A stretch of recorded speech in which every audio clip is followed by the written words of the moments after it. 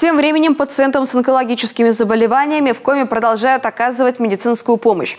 Об этом нам сегодня рассказали в Республиканском онкологическом диспансере.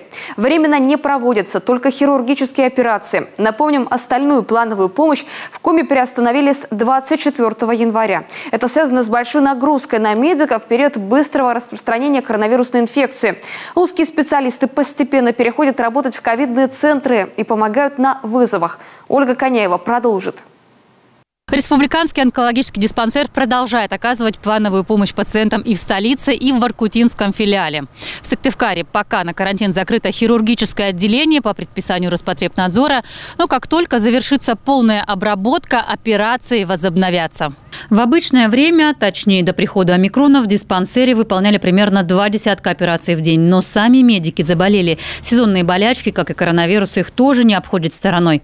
Потому и закрыли временно хирургию. Пока откладывается помощь, которую можно перенести. В частности, пациентам с доброкачественными образованиями. Остальное жизненно важное лечение онкологические больные получают.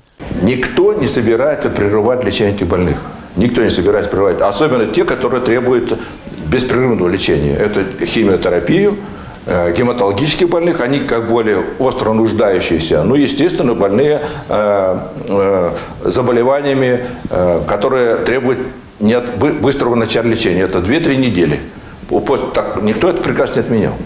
То есть после установки диагноза злокачественного образования где-то лечение должно начаться в ближайшие недели. Противоопухолевая лекарственная терапия в полном объеме. Также на всю мощность работают дневной стационар, радиологическое и диагностическое отделение. В диспансере в Сыктывкаре сейчас лежат 130 больных. Для поступления нужны, как обычно, результаты анализов плюс тест на коронавирус. Как медики, так и пациенты онкологии все привиты. Если ковид выявлен в стенах диспансера, пациента направляют в другое учреждение.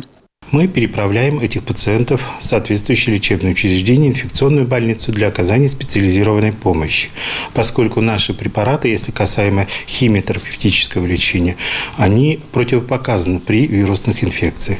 И как только вирусная инфекция заканчивается, то есть их выписывают из стационара, мы переводим и принимаем их, продолжаем курс лечения дальше. Омикрон высоко заразен. Инкубационный период от 2 до 5 дней. В группе риска люди со сниженным иммунитетом, пожилые и дети. Нагрузка уже выросла, особенно на первичное звено здравоохранения. Узкие специалисты каждый день переходят работать в красную зону поликлиник, больниц. Потому и приостановлена плановая работа. Плановая запись пока временно приостановлена. Да, принимаем только по неотложной помощи. Ну, по крайней мере, мы это объясняем людям, разъясняем, что подождите немножко, неделька, может быть, 2-3, все восстановится, возобновится, и дальше будете получать плановую помощь.